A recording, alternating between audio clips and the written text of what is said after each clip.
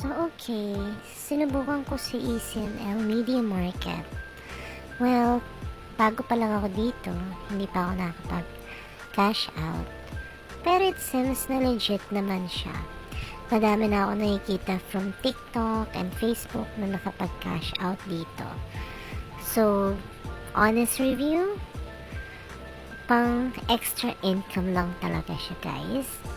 So, medyo mabagal yung yung pag-ipon ng amount na kailangan mo i-withdraw. Ang minimum withdrawal kasi dito is 300 pesos.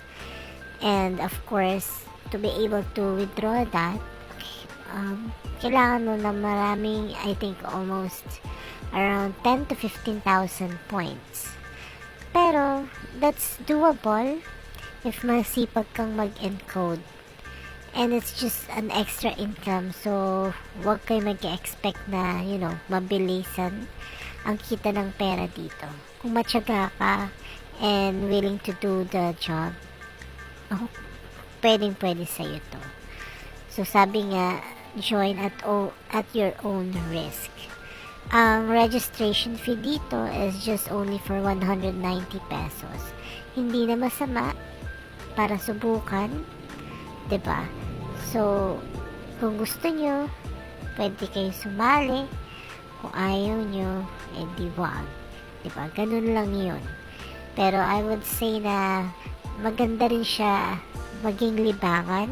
At the same time, may chance ka pang kumita, 'di ba, ng extra income.